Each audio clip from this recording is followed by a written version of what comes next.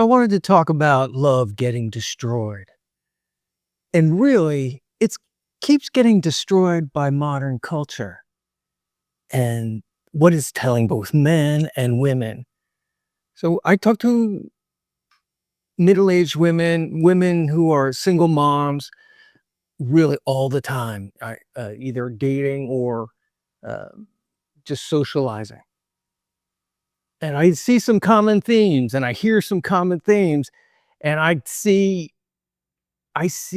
women completely sabotaging any chance for love, talking themselves out of relationships and love all the time, and quoting these mantras, these cultural mantras about I don't need a man and I'm independent and blah, blah, blah, blah, blah. Yeah, it's just sad. And you can tell they're just repeating stuff to make them feel better, but they're alone. They're alone. And coming out of a marriage that didn't work well or a relationship that didn't work well, this is what the situation is a lot of the time.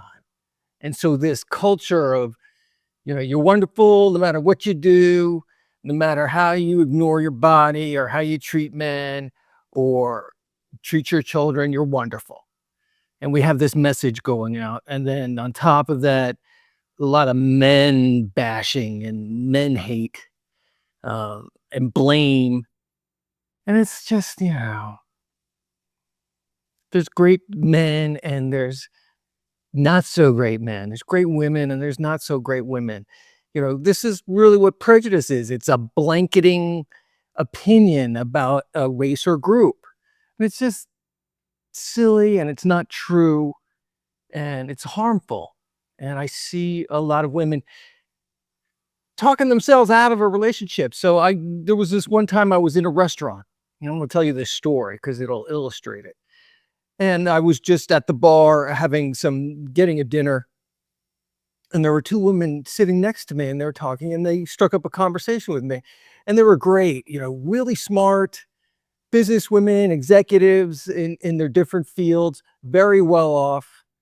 And it was just such an interesting conversation. I got to tell you about it and relate what happened. And they started talking, and one of them had been drinking a little too much, maybe. So she was uh, definitely talking, and it was great to hear her opening up. But what she kept repeating over and over again was how independent she was. I'm independent this, and I'm independent that. And she was saying all the mantras about not needing a man and not ever doing that again. And I'm very comfortable being independent. I love my independence and independence this and independence that. I never heard the word independent so many times in my life. And she just seemed miserable to me and just repeating this independent mantra, which was just solidifying her loneliness. And I could just tell she would rather, who wouldn't rather have someone in their life? Who wouldn't rather have love? Who wouldn't rather have fun times with someone instead of being independent? And, they started with their kids and, just that was her whole life was her grown-up child and just independent. And I asked her, I go, what do you mean you're independent? What does that mean? Well, I don't like to plan dinners and make plans and do anything like that. He can do his own thing. He can make his own dinner. He can do. And her friend goes, oh yeah, she's a wonderful cook. I thought, okay, eh, you're a wonderful cook, but you're not gonna do that. That's some kind of a crime. And you're independent, so you're not gonna make someone happy that way. I was like, okay. I didn't say that, but I was just listening to her. I wanted her to open up. I wanted to hear what she had to say. And that's what she had to say. She didn't want to plan. She didn't want to do that. She didn't want to do anything for her man. And she was just independent. And she went on and on and on. And I just said to her, okay, well, how do you show your love for a man? And she could not answer that question. she stumbled around and she was talking and saying, kind of meandering. And her friend who's sitting right next to her, she goes, you haven't answered his question. She was just, they were smart, really bright women. And her friend right now, she was super bright. And I'll get to her in a second because she had something to say. And she kind of pinned her friend down, and her friend just couldn't come up with anything about how she shows love for a man. And that was really sad. It was just everything she won't do. Even though she had these talents and could cook and could do that, she didn't want to do any of that. Never again. That was it. So, she couldn't answer that question. Finally, her friend helped her out. She goes, you're real loyal. You're really loyal. She goes, yes, yes, I'm really loyal. And I just thought of the Chris Rock routine where he's talking about, I don't know, people in his neighborhood or something. And he said someone was proud of, I take care of my kids. He was the quote. I take care of my kids. And he said, Chris Rock goes, well, yeah, you're supposed to take care of your kids. There's nothing to be proud of. You're supposed to be loyal. Yeah. It's not something you need to point out as a characteristic. That's kind of an unwritten expectation. It's not something, oh, I got to be proud of. This is what I give to a man, my loyalty. That was it. That was your expression of love. You're loyal. It's no mystery why your marriage isn't working out. And I don't know. Maybe this guy she was married to was terrible. So that's it. Now she's an independent woman and talking herself out of love for the rest of her life. And then her friend sitting next to her starts telling me about, she's coming out of a divorce and she just got a divorce and they're finalizing the divorce and she's never going to go out with a man again. She doesn't want to have anything to do with it. It's terrible. And she just bought a car. And this is interesting. You're about to hear why this is interesting. She just bought a car and expensive car. She's an executive, very nice guy. Who wouldn't want that? It's great. She named her car. She gave it a man's name. And she was very proud of the name she came up with. And her daughter and her friends helped her pick out the name. And it's a man's name for the car. And then she had a logo made with the man's name. And she was going to have coasters put in the car with the initials of the man's name. And she was going to have blankets with an embroidered logo on it with the man's name. And she didn't see it at all, but I saw it clearly. She was dating her car and she had given it her man's name. She had given up on relationships with men. She was dating her car, giving it a man's name and nesting inside this car. And I'm like, oh my God, this is terribly sad. And I was like, oh, this is pretty sad. And they're buying into this culture. Like, you don't need a man. You were married for over 2 decades to one person. That doesn't make all men terrible. And men who are watching this, your marriage didn't work out and you were married for 10, 20, 30 years. That doesn't mean all women are going to act like that. No, all of them are going to act differently.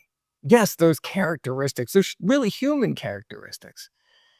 But giving up on love and dating and living together, however you want to approach it, because your marriage didn't work out, you got to get back on the saddle and embrace life again. Don't date your car. Don't go to a bar and scream about how independent you are and have no idea how to please a man and wonder why it didn't work out. No, it's fun to make someone else happy. It's fun to do things that please them. And it's nice. And that's what love is. And that's what relationships are. Like, well, yeah, you didn't do that for me, so I'm not gonna do it. Okay. You want contentious? Okay. Really find a better partner. Move on and find something else. Don't date your car. Don't scream about being independent. Take your lumps like we all do and get back out there. It's sad, but really modern culture is facilitating this and telling him, you don't need a man. You don't need a man to be happy. I don't really think these two women were really happy. The one being verbose about her independence and repeating this like a mantra, and the other giving her car a man's name, and this is going to be her relationship is this inanimate object. Yeah, it's just really sad, and I see uh I see this happening a lot, and this culture is just feeding our separateness. That is really awful, you know? That's really awful. All men aren't terrible, all women aren't terrible. And, what about improving what I did in a relationship and making myself better? What about owning my mistakes and not repeating them? And what about not giving the next person the benefit of the doubt instead of punishing them because you had a couple decades with someone who wasn't the best, or maybe you both didn't treat each other well? It's giving up. And this culture is really promoting hate and prejudice and giving up. And I don't like that. I saw these two women, they were in relatively good shape. They were bright. They were fun to talk to. And they had a lot to offer. And in a relationship with the right person, they could be really happy and fulfilled instead of putting so much into their relationship with their kids and just constantly, you know, constant contact with their kids. They could have a relationship, have their kids see that relationship working out, see their mom recovering and moving on and owning her mistakes, but keep going, not giving up completely. Those are better messages to show and send our kids, right? But it doesn't have to be like that. It's not really true. All men aren't terrible. All women aren't terrible. There's fantastic women and fantastic men, and they're a lot of fun.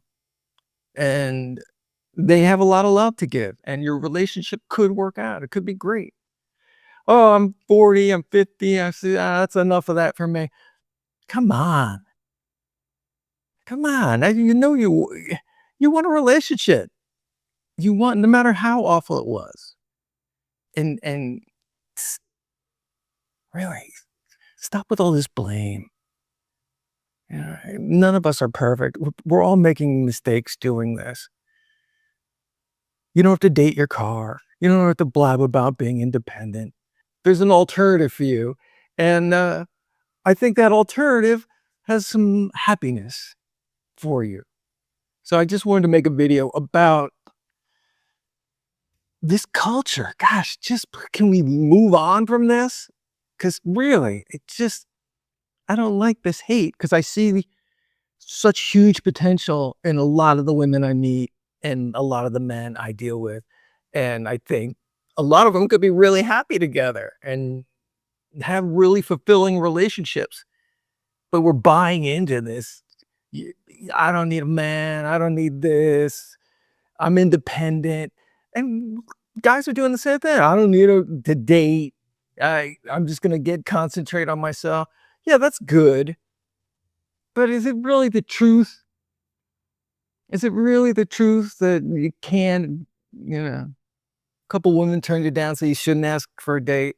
A couple were a little selfish, so you shouldn't ever date. No, there's plenty of unselfish women and kind.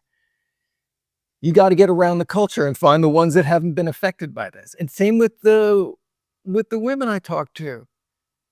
Not every man is your ex-husband. Not every situation is going to be the same. You're going to find good things if you look for it. If you give up on listening to these manipulative voices telling you to give up and it's no good and all men are bad and all women are bad, it's simply not true. It's just simply not true. So if you got something out of this video, go ahead and subscribe, turn on notifications, give it a thumbs up, hit the bell, and we'll see you in the next video.